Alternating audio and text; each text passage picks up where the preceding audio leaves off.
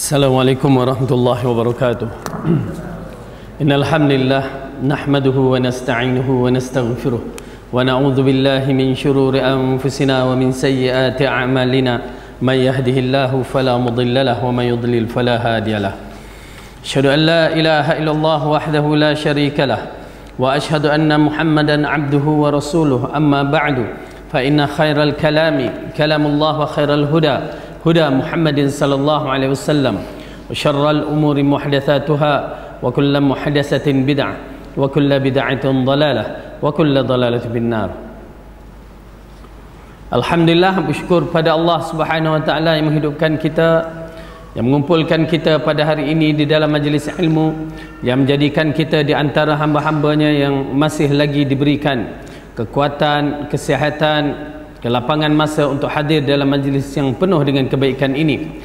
Dan kita mengharapkan dengan adanya majlis yang begini, Allah memberikan kita ilmu yang bermanfaat, seterusnya kekuatan untuk kita beristiqamah dalam beramal dengan ilmu tersebut, dan seterusnya mendapat ganjaran pahala yang besar daripada ilmu tersebut, dan akhirnya membawa kita ke syurga dengan ilmu tersebut. Amin ya rabbal alamin. Hari ini kita sambung balik pelajaran kita yang lepas, yang masih lagi dalam berkisar babu kaifiyatis salam, yakni cara kita mengucapkan salam, melakukan salam kepada orang yang lain. Jadi Imam An-Nawawi rahimahullah telah meletakkan, disunnahkan agar seseorang yang memuliakan memberi salam itu mengucapkan Assalamualaikum warahmatullahi wabarakatuh. Jadi ia menggunakan dhamir jamak sekalipun orang yang diberi salam hanya seorang. Selanjutnya orang yang harus memberikan jawapan supaya mengucapkan Waalaikumsalam warahmatullahi wabarakatuh. Jadi supaya ia menggunakan waw ataf dalam ucapan waalaikum. Okey. Jadi ini istilahat bahasa Arab yang digunakan dalam siri doa-doa ataupun ucapan-ucapan, di mana kita dah terangkan pada pelajaran yang lepas, kadang-kadang dhamir yang digunakan, ganti nama yang digunakan untuk lelaki tetapi ia juga digunakan untuk perempuan. Ganti nama yang digunakan untuk perempuan tidak digunakan untuk lelaki, ya. Ganti nama untuk perempuan kebiasaannya perempuan sahaja, lelaki tidak masuk. Tetapi bila ganti nama itu digunakan untuk lelaki, maka perempuan pun masuk juga, kecuali setelah Rasulullah membezakan. Oleh kerana itu kita akan menyaksikan arahan-arahan, ya, daripada Rasulullah sallallahu alaihi wasallam berbentuk lelaki bunyinya, tetapi ianya mesti diikuti oleh perempuan. Misalnya sallu kama raaitumuni usalli, sembahyanglah kamu seperti mana kamu melihat aku sembahyang. Lafaz yang disebut lafaz lelaki, dan perempuan pun kena ikut cara Rasulullah sallallahu alaihi wasallam sembahyang, kerana ummahatul mukminin, ummul mukminin mengikut cara Rasulullah sembahyang, ya. Melainkan kalau Rasulullah memperincikan, ya, kita belajar, ya, pada waktu kecil-kecil, ya, kalau perempuan tu sembahyang, ya, kena rapatkan tangan bila takbir, kan, ya, jadi kaki waktu rukuk pun rapatkan, kaki pun rapat. Okey, secara kasar sifat yang sebenar tengok cara Rasulullah sembahyang. Kalau Rasulullah kata perempuan begini, maka barulah kita buat begini. Kalau perempuan begitu, maka buat begitu. Tetapi kalau Rasulullah kata lafaznya lelaki, maka semua lelaki perempuan mesti mengikut cara Rasulullah. Begitu juga dalam manasik haji, menunaikan haji, yang Rasulullah kata khudhu anni manasikakum, ambil cara aku melakukan haji. Lepas tu Rasulullah membezakan, nampak, ya, dalam haji semua perbuatan kita melihat tawaf, sa'i, semuanya sama bagi lelaki dan perempuan, wukuf. Tetapi Rasulullah membezakan apa dia? Pakaian lelaki begini, pakaian perempuan begini, dibezakan. Di mana diberikan larangan perempuan memakai sarung tangan dan niqab, lelaki hanya memakai dua pakaian sahaja, yakni, ya, rida dan izar. Jadi begitu kedudukannya. Oleh kerana itu kita kena faham lafaz yang Rasulullah berikan kepada lelaki digunakan juga untuk perempuan.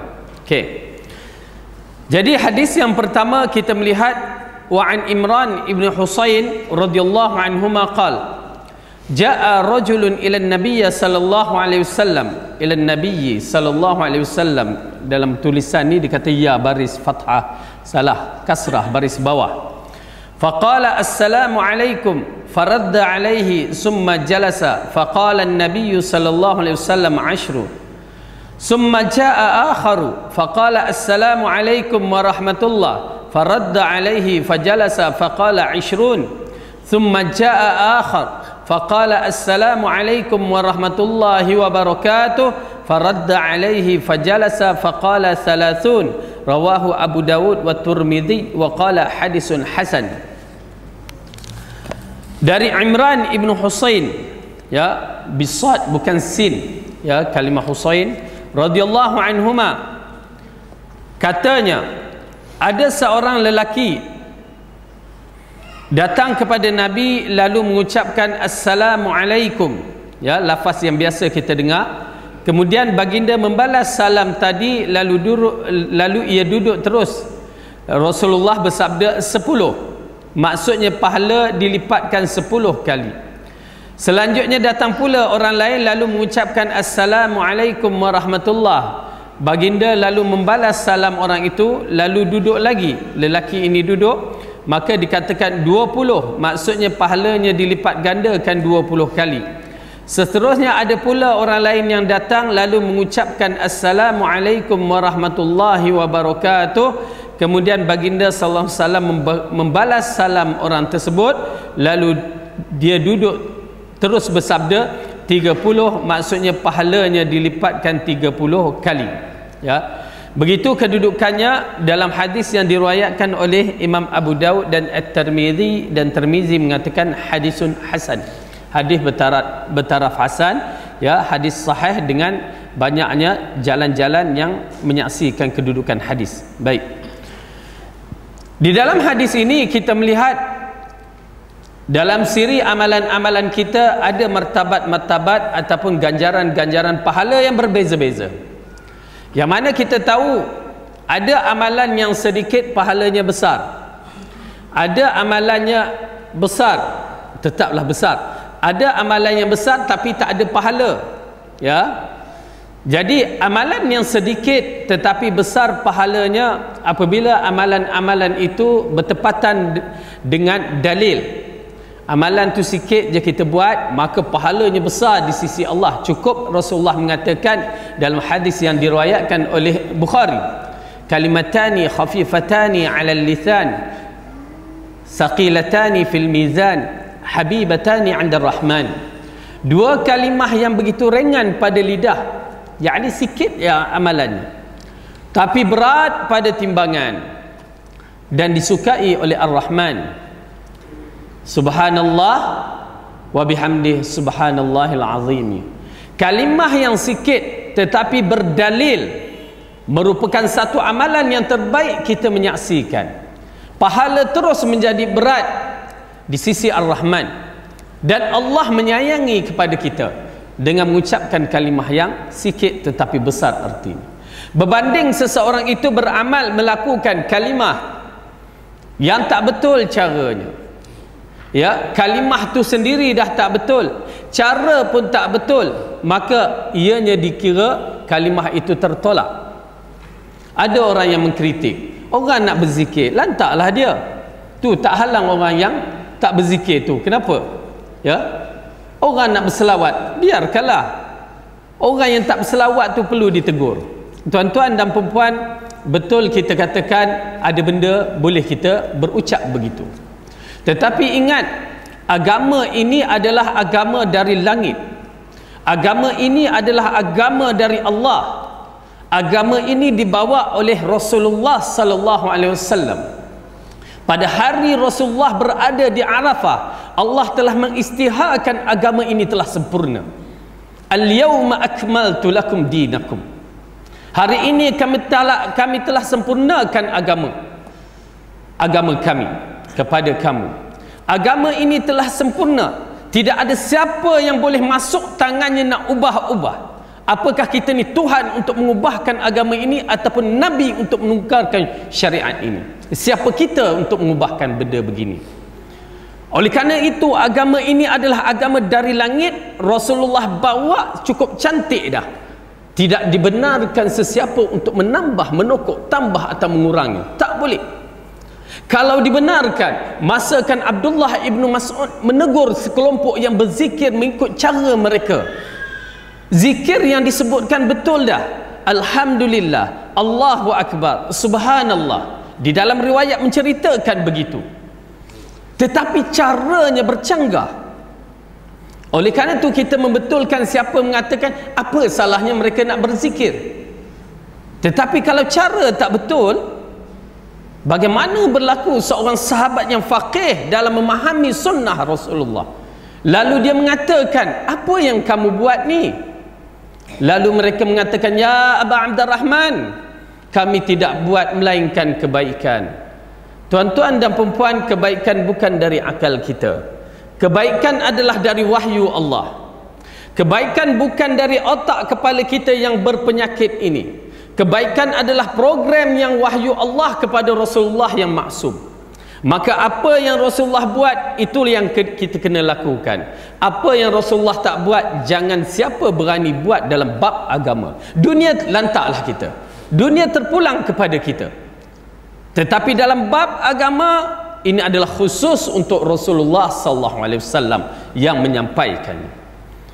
Apabila mereka mengatakan, ya Aba Abdurrahman, tidak kami lakukan ini melainkan kebaikan. Disebabkan akal melihat agama ini kebaikan. Seperti yang berlaku 3 orang yang kata, ya kita ini bukan Rasulullah, maka kita buat lebih lagi. Yang sampai tak nak berpuasa, tidak mau berbuka, yang tak mau tidur nak bertahajud, yang tak mau makan daging. Kita nampak baik, tetapi di sisi Allah yang diambil kira, bukan di sisi akal kita. Oleh kerana itu kita betulkan balik kepada mereka yang tersalah.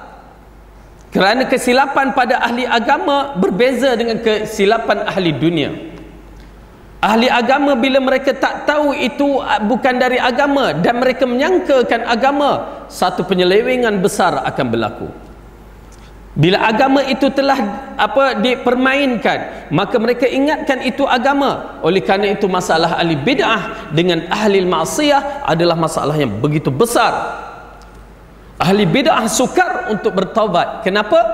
Kerana mereka melihat itu bukan dosa. Mereka melihat itu adalah agama. Sedangkan ahli maksiat tahu benda itu tak betul. Ahli maksiat tahu dia berzina tak betul, mencuri tak betul, minum arak tak betul. Tetapi ahli ibadah, ahli agama ataupun ahli bid'ah yang terseleweng, maka sukar untuk membetulnya, seperti mana yang berlaku dalam kisah Abdullah ibnu Mas'ud tadi. Lalu dia mengatakan, jika kamu mengirakan dosa-dosa kamu, confirm Allah akan ampunkan dosa kamu. Tetapi kamu berbuat apa yang tak pernah kami berbuat di zaman Rasulullah. Cantik. Hadiah asar ini begitu penting bagi kita memahami agama adalah yang dibawa oleh Rasulullah. Oleh kerana itu kena betulkan balik, supaya kita mengikut cara yang betul-betul, walaupun sedikit, confirm kita dapat pahala yang besar. Tuan-tuan dan perempuan, agama bukan akal. Agama adalah wahyu. Agama bukan akal. Agama adalah ittiba', mengikut Rasulullah sallallahu alaihi wasallam. Baik. Jadi dalam amalan-amalan yang begini kita menyaksikan, dalam siri amalan walaupun sedikit ada dalil ianya menjadi kuat, pahalanya dah confirm di sisi Allah. Kerana kita mahukan pahala, maka mesti ada dalil. Dan begitu juga kedudukan amalan-amalan dia berbeza-beza. Misalan, kita mengatakan dalam hadis ini telah mengisyaratkan bagi salam begini 10 pahala, bagi salam ditambahkan sedikit 20 pahala, bagi salam lebih lagi 30 pahala. Ini kategori yang Rasulullah SAW mengucapkan ataupun menerangkan ganjaran-ganjaran pahala.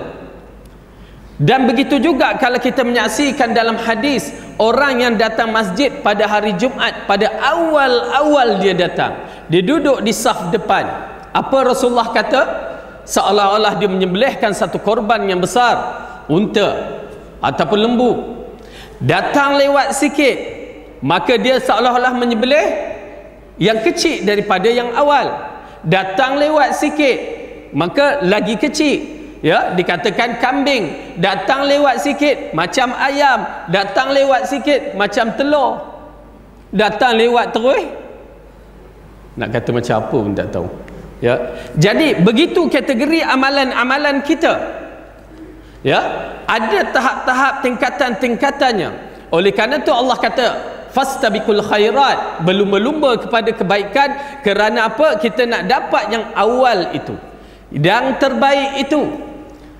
Macam waktu solat yang kita lakukan.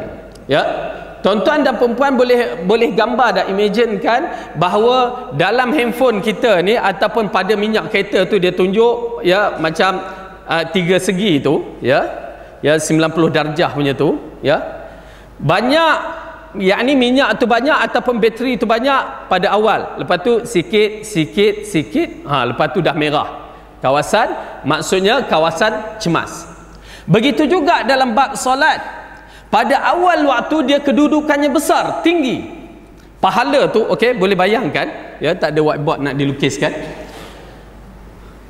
Pahala yang awal tu tinggi. Kita solat pada awal waktu tu besar, artinya besar pahala di sisi Allah. Solat berjemaah. Makin lewat kita solat, dia mula kurang. Makin lewat lagi, makin kurang. Makin lewat lagi kurang, dan akhirnya sampai waktu yang mencemaskan. Ini kalau waktu yang mencemaskan orang yang solat di akhir waktu biasa ni. Kenapa kita kata pahala itu sampai begitu sekali? Jangan sangka aku sembahyang akhir waktu pun pahala tetap besar. Tak. Kecuali bagi mereka yang solat berjemaah. Berjemaah bersama imam, pahala tetap besar. Tetapi bagi mereka yang solat sendiri-sendiri, pahalanya akan turun begitu. Dan itu yang Rasulullah SAW bagi misal orang yang melewatkan solat, mengakhiri solat, seperti solat orang munafik yang tidak ada nilai. Oleh kerana itu tuan-tuan dan perempuan, dalam bab solat jangan bermain-main. Awal waktu besar pahalanya, makin kurang makin sikit, makin lambat makin sikit, makin lambat makin sikit. Terutamanya bagi orang-orang wanita, kaum-kaum wanita yang berada di rumah, solat awal waktu jangan lewatkan. Bagi lelaki mungkin dia berada di masjid, dia mengikut imam. Tetapi bagi perempuan, kadang-kadang kita tak kiralah perempuan ataupun lelaki, kadang-kadang kita salah faham dari sudut hadis yang mana Rasulullah pernah melakukan solat, ya, isyak lewat malam, yang para sahabat yang terhangguk-hangguk ngantuk tu.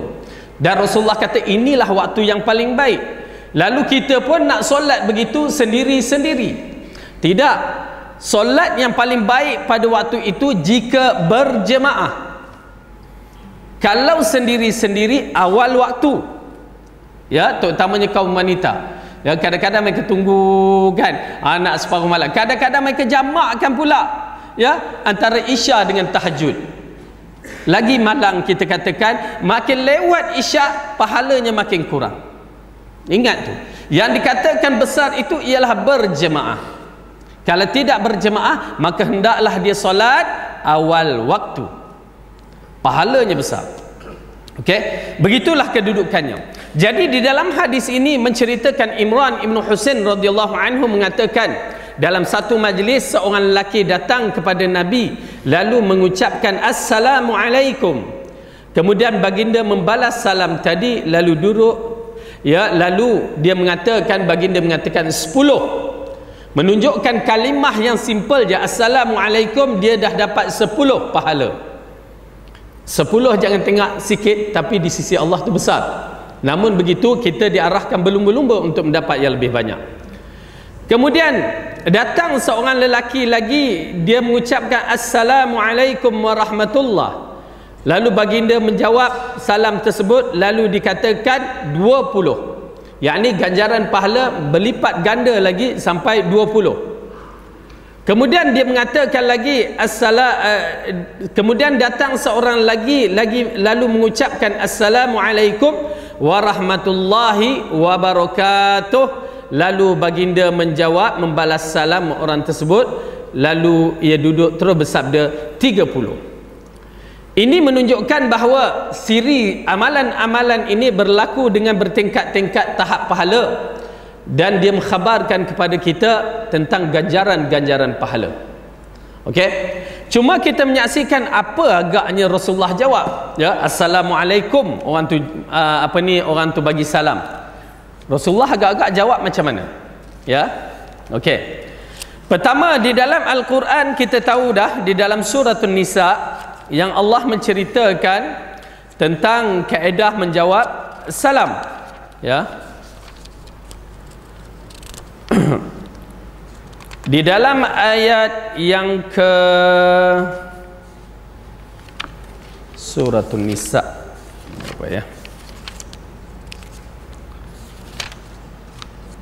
Ayat yang ke-86.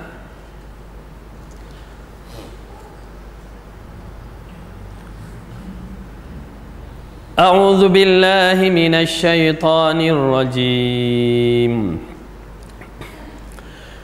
Wa idza huyyitum bi tahiyyatin fahayyu bi ahsana minha aw rudduha innallaha kana ala kulli syai'in hasiba. Apabila kamu dihormati dengan satu penghormatan, maka balaslah penghormatan itu dengan yang lebih baik, atau balaslah dengan serupa. Sesungguhnya Allah memperhitungkan segala sesuatu. Okey. Jadi dalam ayat ini mengisyaratkan, Allah mengajarkan Rasulullah sallallahu alaihi wasallam, bila orang bagi salam maka jawab yang lebih baik ataupun serupa. Ya, jawab yang lebih baik, awal jawab yang lebih baik ataupun serupa, tidak kurang daripada itu. Jadi bila kita melihat dalam hadis tadi mengisyaratkan para sahabat memberi salam, lalu paling kurang Rasulullah akan menjawab serupa ataupun lebih lagi. Tetapi ingat, di dalam hadis yang lain Rasulullah mengatakan para nabi akan memilih yang terbaik. Itu tabiat para nabi.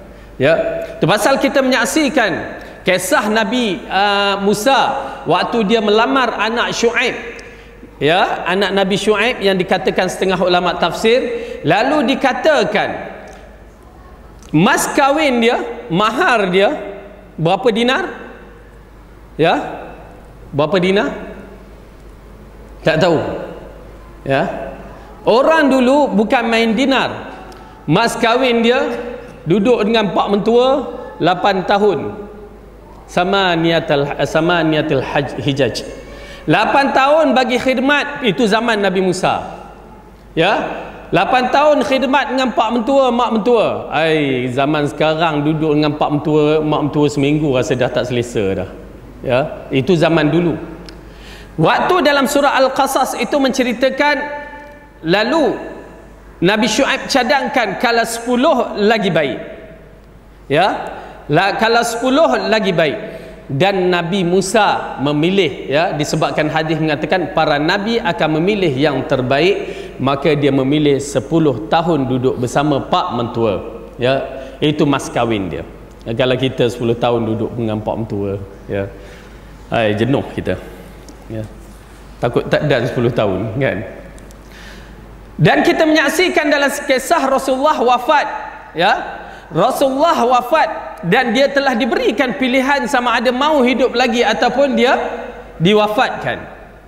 Maka dia telah memilih ila rafiqul ala, ya, kepada Tuhan yang maha tinggi. Oleh kerana itu bertemu dengan Allah itu lebih baik daripada hidup di dunia ini.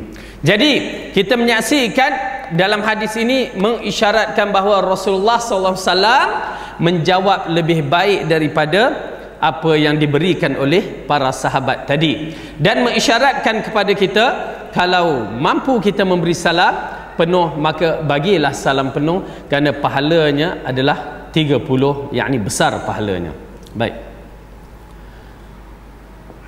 Wa an Aisyah radhiyallahu anha qalat qala li Rasulullah sallallahu alaihi wasallam hadza Jibrilu yaqra'u alayki salam qalat qultu wa alayhi salamu wa rahmatullahi wa barakatuh muttafaqun alaih. Wa hakadha waqa'a fi ba'di riwayati sahihain wa barakatuhu wa fi ba'diha bihazfiha wa ziyatul as-thiqati maqbulah. Dari Aisyah radhiyallahu anha katanya Rasulullah sallallahu alaihi wasallam bersabda kepadaku, inilah Jibril menyampaikan salam padamu. Aisyah berkata, aku berkata, wa alaihi salam wa rahmatullahi wa barakatuh, muttafaqun alaih. Demikianlah yang ada dalam sebahagian beberapa riwayat dua kitab sahih, yakni Sahih Bukhari dan Sahih Muslim, dengan menggunakan wa barakatuh, dan dalam sebahagian riwayat dengan membuang kata-kata itu. Penambahan dari orang yang dapat dipercaya itu boleh diterima. Maksudnya dia telah meriwayatkan dengan berbagai jalan dengan lafaz yang berbeza-beza, tetapi periwayat itu dikatakan thiqah. Dalam ilmu hadis ada kalimah thiqah yang boleh dipercayai, ya, kita melihat kedudukan boleh dipercayai itu bagaimana. Namun bila melihat muttafaqun alaih itu diriwayatkan oleh Bukhari Muslim, dah kuat dah. Kenapa? Selepas Al-Quran, maka inilah kalimah yang paling sempurna ataupun paling baik yang dipercayai, muttafaqun alaih, yakni diriwayatkan oleh Bukhari dan Muslim. Baik, dalam kisah ini Aisyah, ya, menceritakan bahawa Rasulullah bersabda di waktu Jibril datang. Ya, Aisyah tidak dapat menyaksikan Jibril datang. Ya, bukan semua orang dapat menyaksikan, kecuali jika Jibril datang dalam bentuk manusia. Itu pun kadang-kadang dia bentuk tidak dikenali, dan kebanyakan bentuk yang dia muncul dalam bentuk Dihya Al-Kalbi, seorang sahabat Nabi yang muda, handsome dan kaya. Ya, dan kadang dua kali sahaja Rasulullah menyaksikan dia dalam bentuk yang asal, yang mempunyai 600 sayap, yang besarnya, ya, menutupi ruang langit bila dia berdiri berdepan dengan Rasulullah sallallahu alaihi wasallam, Jibril alaihi salam. Okey. Baik.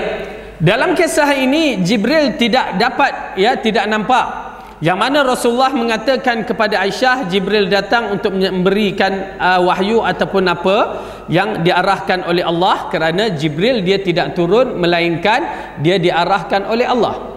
Dan Jibril tidak akan mengucapkan salam melainkan dengan izin Allah. Okey, penting kalimah-kalimah ini. Ya, bukan main Jibril tu amboi bagi salam ke Aisyah saja, kan? Tak. Kita kena faham elok-elok dia melakukan apa yang diarahkan oleh Allah. Jadi Jibril, Rasulullah mengatakan Jibril menyampaikan salam padamu. Kenapa? Dia dikategori tak nampak, ghaib. Ya. Maka kita melihat bagaimana Aisyah menjawab, ya. Dia menjawab wa alaihi salam wa rahmatullahi wa barakatuh. Ya, wa alaihi salam wa rahmatullahi wa barakatuh. Maka kaifiyah ataupun cara menjawab salam kadang-kadang berlaku kepada kita. Misalan orang kirim salam kat kita ni, ya, orang kirim salam, ya, dengan ucapan salam, misalan setengah orang kata, maka kita menjawab wa alaihi salam wa rahmatullahi wa barakatuh. Kalau perempuan, wa alaihi salam. Okey? Okey, kalau lelaki kirim salam kat perempuan, macam mana tu? Tengok jenis-jenis dia. Kita kena tengok, ya. Kalau saudara mara ataupun kita tengok keadaan, ya, mungkin tidak mengapa, atau perempuan kirim salam pada lelaki tak mengapa. Tetapi berhati-hati.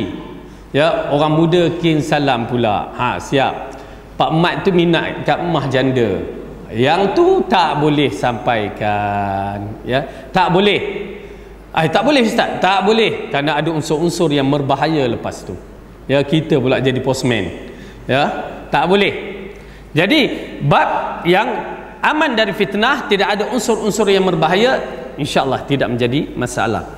Cuma kita nak mengatakan, mengisyaratkan kepada kita ini di antara tanda kelebihan Aisyah radhiyallahu anha, yang mana malaikat memberi salam ataupun kirim salam melalui Rasulullah sallallahu alaihi wasallam. Ya, ini kelebihan fadail Aisyah radhiyallahu anha. Bila ada macam ni, confirm Syiah paling benci, ya, paling tak suka. Tu yang Jibril kena juga pada dalam kes kutukan-kutukan ahli Syiah. Jibril termasuk makhluk yang paling dibenci. Ya, auzubillah.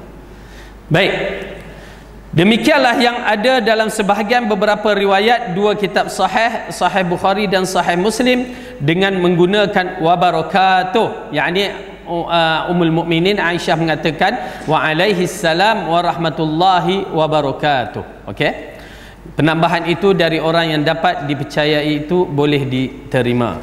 Baik. Kemudian wa an Anas radhiyallahu anhu anna Nabiy sallallahu alaihi wasallam kana idza takallama bi kalimatin a'adaha thalasan hatta tufhama anhu wa idza ata ala qaumin fasallama alaihim salama alaihim thalathan rawahu al-Bukhari wa hadha mahmulun ala ma idza kana jam'u katsira. Dari Anas bahawa Nabi SAW itu apabila berbicara mengucapkan suatu kalimah, selalu beliau mengulanginya sampai 3 kali. Ya, beberapa kalimah kadang-kadang dia ucapkan 3 kali. Oleh kerana itu kita kena faham, pertama, sahabat-sahabat siqah dalam menghafal apa yang Rasulullah ucapkan. Pertama, hukum sahabat siqah, dipercayai. Ya, dan di kalangan sahabat mempunyai kekuatan hafazan yang cukup hebat, seperti Abu Hurairah disebabkan doa-doa Rasulullah, Anas ibnu Malik, Ibnu Abbas, mereka mempunyai kekuatan hafazan. Banyak lagi sahabat-sahabat. Kekuatan hafazan disebabkan doa seorang Nabi, dan kedua, mereka adalah orang yang memelihara diri dari melakukan dosa. Kenapa?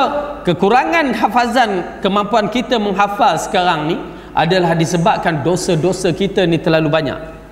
Kalau ada dosa, kita dan bertaubat, alhamdulillah. Ya. Tapi masalahnya ada dosa kita buat aja, tak nak bertaubat. Itulah puncanya kita jadi gelap. Ingat tak dalam kisah Imam Asy-Syafi'i rahimahullah, dalam kisahnya bertemu dengan tok gurunya, syaqautu ila Waqi' su'il hifzi. Kisah Imam Syafi'i yang berjumpa dengan tok gurunya Waqi' tentang masalah hafazannya. Ya, kenapa hafal hari ini tak jadi? Tuan-tuan dan perempuan, Imam Syafi'i 10 tahun dah hafiz Al-Quran, 9-10 tahun dah hafiz Al-Quran. Zaman dahulu hafiz Al-Quran dahsyat, dah biasa dah. Cuma bila disebut Al-Hafiz dalam zaman dahulu, maksudnya Al-Hafiz tu biasanya hadis, menghafal hadis. Al-Hafiz Ibnu Hajar Al-Asqalani misalnya menghafal hadis, ada maklumat tentang hadis yang dahsyat.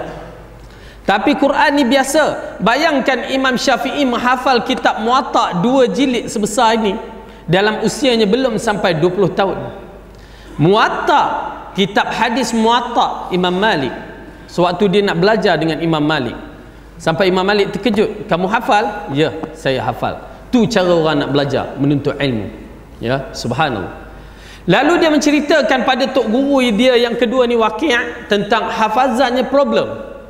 Ya, tuan-tuan dan perempuan, bagi mereka yang menghafal Al-Quran, kalau kita kat sini ada yang menghafal Al-Quran, dia akan melihat Al-Quran itu betul-betul cahaya, memang cahaya.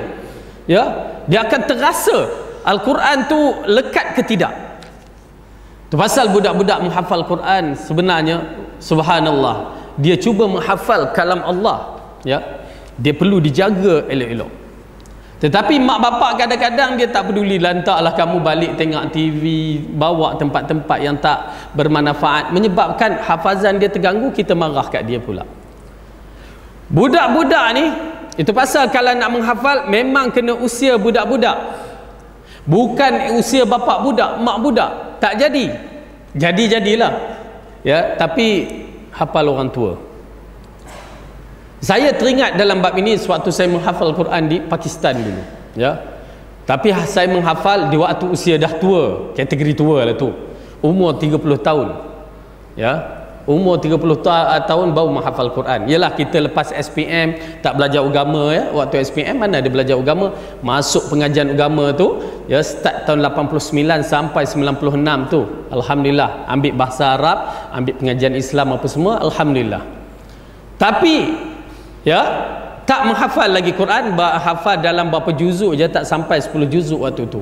Ya, lepas tu baru pergi kali kedua tahun 2000 untuk menghafal Al-Quran. Tu dia. ya. Subhanallah ya. Tapi dah ada family. Nak pergi ke universiti tu, kita kena lalu jalan, ya, lalu jalan, jalan tu berbagai-bagai. Tapi alhamdulillah warak lagi kadang-kadang, ya, kadang-kadang. Tapi nak menceritakan satu hari berlaku satu peristiwa, bukan apa pun, ya. Orang duk letak apa ni, iklan, ya. Iklan apa saya tak ingat, tetapi dia letakkan gambar perempuan Bollywood, kan. Kita duk tengok iklan tu kan, dah tengok iklan, tertengok perempuan tu, kan. Tu terdetik sikit je comel juga kan. Astaghfirullah. Tahu tak apa berlaku? Malam tadi dah hafal satu muka surat. Tiap-tiap hari kita hafal satu muka surat kan. Malam tadi dah hafal satu muka surat, tiap-tiap pagi kita ketengahkan ustaz tu nak hafal, alhamdulillah clear. Okey. Pagi ni okey, kita tengok tu, lepas tu pergi kat ustaz. Start kelas 8.30. Okey. Kita baca ya, nak pergi kat ustaz tu. Okey. Pergi. Okey, 8 suku 8.30, 8.45 tu pergi, bagi. Kononnya kita orang yang awal. Bagi. Subhanallah. Bagi dapat baca tak sampai sebaris. Saya kata apa hal ni? Kan? Ustaz kata kenapa ni? Ulang balik kamu ni, kan. Okey, kita pun ambil balik kan. Ambil balik, baca. Memang rasa tak lekat dah. Baca, saya mula fikir apa sebabnya? Saya biasa kalau tak boleh rasa macam tak boleh menghafal, saya tengok masalah di antara kalau saya makan banyak, saya takkan boleh menghafal. Kalau saya makan banyak, saya tak boleh berbicara, mengajar apa semua, agak sukar. Ya. Jadi saya pun tengok balik apa aku makan ya. Tak ada makan apa, duk makan prata yang keras itulah. Kan? Tak apa, cuba lagi. Pukul 9 ketengahkan. Tak boleh juga. Okey. Kalau ikut 9 tu ke 9.30 ke 10 itu dah kategori hafazan sabki, ya. Tapi disebab kita ni orang tua, ustaz tu kata pergi ulang balik, ulang, pergi balik pukul 9.30, tak boleh juga. Di situ saya mula fikir kat mana silap ni. Saya dah mula takut kan. Okey, tak apa, ustaz kata esok sabki, yakni baca yang semalam punya, bawa sabki. Ya. Subhanallah, sabki yang kita dah lekat tu baca pukul 9.30 tak lepas satu muka surat. Sudah, kata apa hal ni? Mula fikir, menung kejap. Dia cari balik. Tak mana silap. Pak nampak. Oh, kat situ rupanya kan. Nampak dah mana kita tersilap disebabkan iklan tu. Tak apa, ya, istighfar sikit-sikit tu, pergi lagi. Ya, tak boleh juga. Habis pukul 10 waktu rehat, tak boleh. Tak apa. Ustaz kata lepas rehat ni buat manzil bacaan lama. Ambil bacaan lama pun tak boleh. Subhanallah ya. Tuan-tuan dan puan-puan, cantiknya Al-Quran. Ya, saya macam kena tampar. Ya, saya menung balik fikir la ilaha illallah teruknya. Okey, hari tu kalau tak salah saya hari Selasa ataupun hari Rabu macam tu ya. Malam tu saya tak ambil langsung. Pasal apa? Petang tu saya ketengahkan Quran, saya tak boleh hafal, memang tak boleh. Mula istighfar ya. Minggu depan baru boleh dapat balik. Subhanallah, Rabu, Kamis, Jumaat tak boleh lagi. Sabtu, Ahad, Isnin baru dapat balik. Subhanallah, menunjukkan Al-Quran tu cahaya betul-betul. Tu pasal bila kita duduk kat sini ni, Malaysia tak boleh nak kontrol. Tengok berita dah, perempuan yang baca berita habis cerita. Itu saja dah jatuh. Kan. Itu belum lagi naik kereta. Tengok kiri kanan, balik-balik kosong tu. Ya. Subhanallah, tuan-tuan dan perempuan, cantiknya Al-Quran. Bagi saya cantiknya Al-Quran, ya. Siapa nak cuba, tu pasal macam saya kata hafal surah Al-Mulk dulu kan. Saya bagi can, ya, satu hari satu ayat. Sampai sekarang ada yang tak hafal lagi. Pasal apa? Keliling kita penuh dengan bermasalah, ya, bermasalah. Okey, baik. InsyaAllah mudah-mudahan Allah bersihkan hati kita, kita berusaha untuk menghafal kalam Allah, ya. Baik.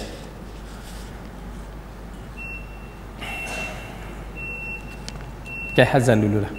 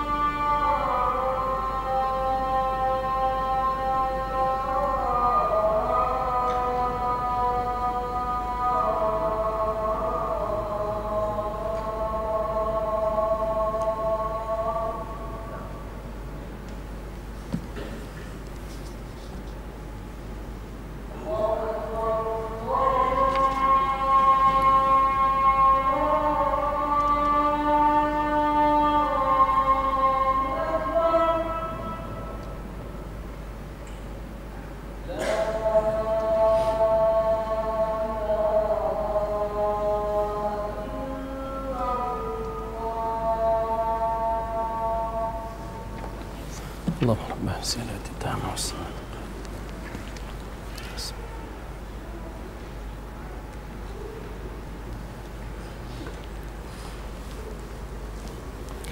Bismillah, alhamdulillah.